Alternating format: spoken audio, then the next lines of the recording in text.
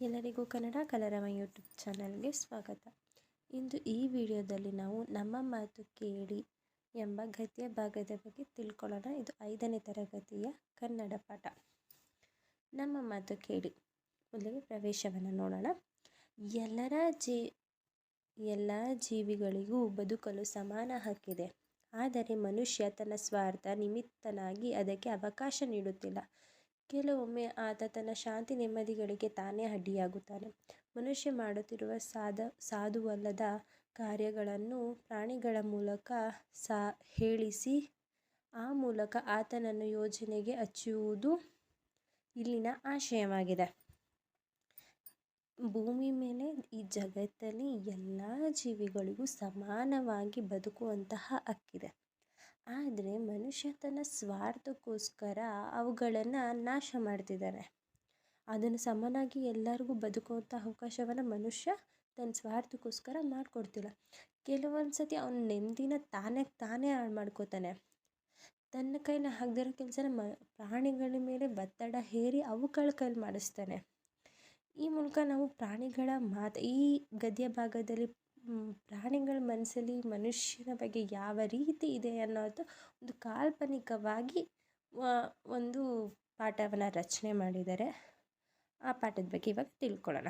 ಮೊದಲಿಗೆ, ಒಂದಾನೊಂದು ಕಾಡು. ಅಲ್ಲಿ ಬಗೆ ಬಗೆಯ ಪ್ರಾಣಿಗಳು ವಾಸವಾಗಿದ್ದವು. ಆನೆಯು ಆ ಕಾಡಿನ ಅಧಿಪತಿಯಾಗಿತ್ತು. ಅದು ಆಗಾಗ ಸಭೆ ಕರೆದು ಅವುಗಳ ಕ್ಷೇಮ ಸಮಾಚಾರವನ್ನು ವಿಚಾರಿಸುತ್ತಿತ್ತು.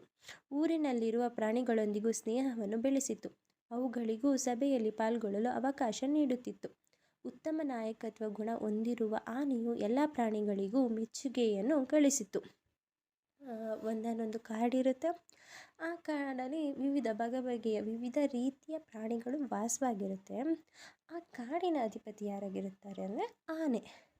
ಆ ಆನೆ ಅವಾಗವಾಗ ಎಲ್ಲ ಕಾಡು ಪ್ರಾಣಿಗಳಿಗೆ ಸೇರಿ ಒಂದು ಸಭೆನ ಮಾಡ್ತಾಯಿತ್ತು.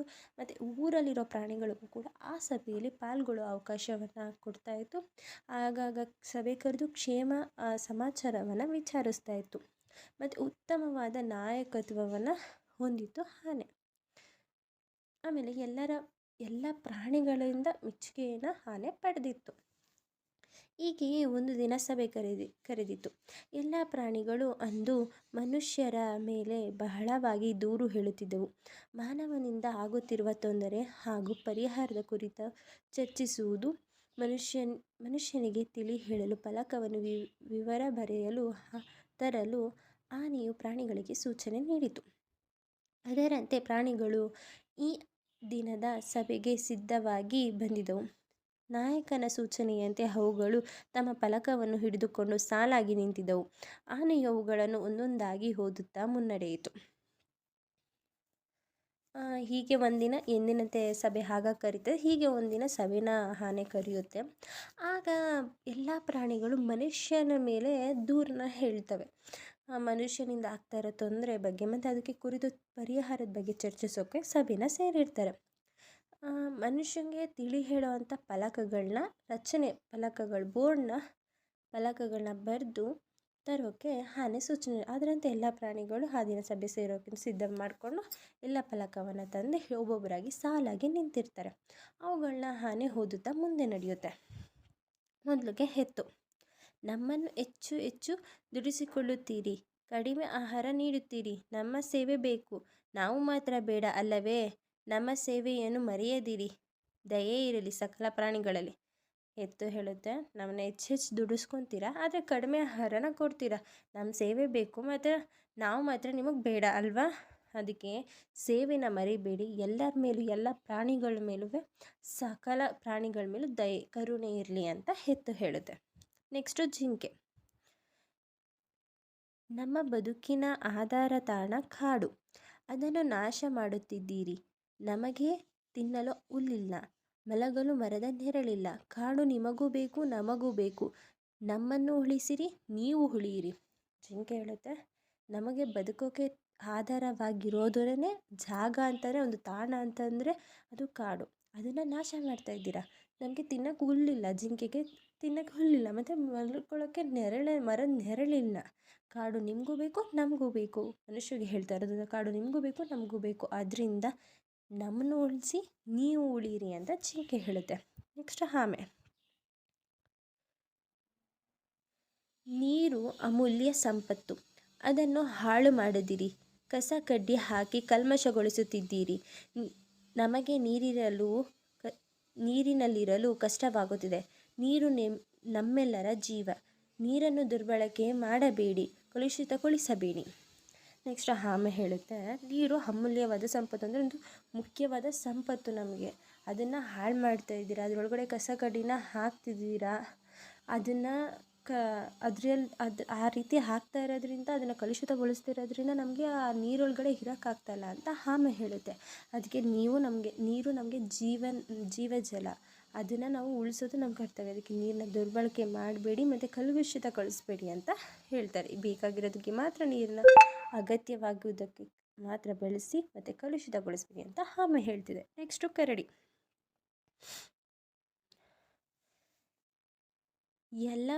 ಎಲ್ಲವನ್ನು ನೀವೇ ತಿನ್ನುತ್ತೀರಿ, ತಿಂದು ಹೆಚ್ಚಾಗಿ ಹಾಳು ಮಾಡುತ್ತಿದ್ದೀರಿ. ನಮ್ಮ ಹೊಟ್ಟೆ ಹಸುವಿನ ಬಗ್ಗೆ ನೀವು ಗಮನಿಸುವುದಿಲ್ಲ, ನಮಗೇನು ಉಳಿಸುವುದಿಲ್ಲ. ನೀವು ತಿನ್ನಿ, ನಮಗೂ ತಿನ್ನಲು ಬಿಡಿ. ಕರಡಿ ಹೇಳುತ್ತೆ, ಎಲ್ಲವನ್ನು ನೀವೇ ತಿಂದು ಹಾಳು ಮಾಡ್ತಾ ಇದ್ದೀರಾ, ಮತ್ತು ನಮಗೇನು ಇಲ್ಲ. ನಮ್ಮ ಕರಡಿ ಅನ್ನುತ್ತೆ, ಕರಡಿ ಹೊಟ್ಟೆ ಹಸಿವಿನ ಬಗ್ಗೆ ಯಾರಿಗೂ ಗಮನನೇ ಇಲ್ಲ, ಮತ್ತು ಯಾವುದನ್ನು ಪ್ರಾಣಿಗಳಿಗೋಸ್ಕರ ಅಂತಲೂ ನೀವು ಉಳಿಸೋದಿಲ್ಲ. ನೀವು ತಿನ್ನಿ, ನಮಗೂ ತಿನ್ನಲು ಹಿಡಿ ಅಂತ ಕರಡಿ ಹೇಳ್ತಿದೆ. ನೆಕ್ಸ್ಟು ನಾಯಿ.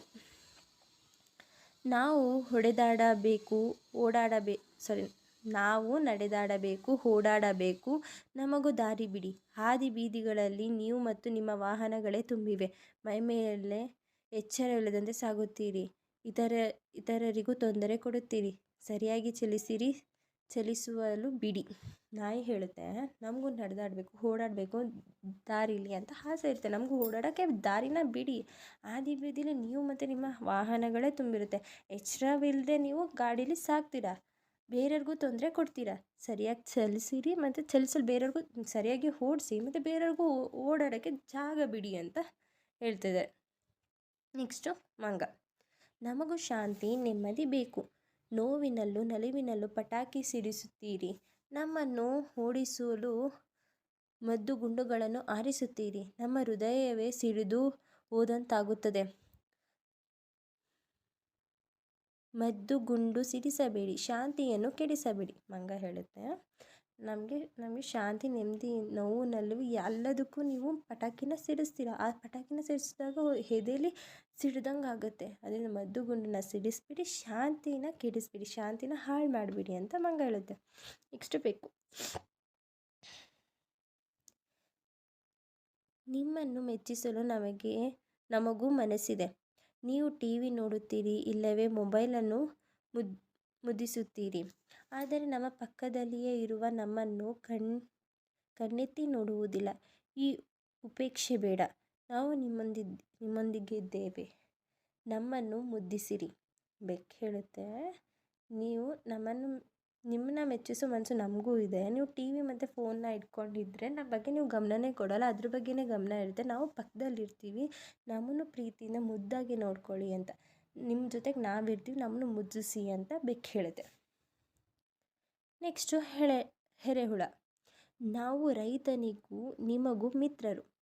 ಬೇಗ ಬೆಳೆ ತೆಗೆಯಲು ವಿಷದ ಗೊಬ್ಬರ ಹಾಕುತ್ತಿದ್ದೀರಿ, ಥರದ ಔಷಧಿ ಚಿಮುಕಿಸುತ್ತಿದ್ದೀರಿ. ಮಣ್ಣಿನ ಫಲವತ್ತತೆಯನ್ನು ಹೆಚ್ಚಿಸುವ ನಮ್ಮನ್ನು ಮತ್ತು ಅನ್ನ ನೀಡುವ ಮಣ್ಣನ್ನು ಏಕೆ ಸಾಯಿಸುತ್ತಿದ್ದೀರಿ?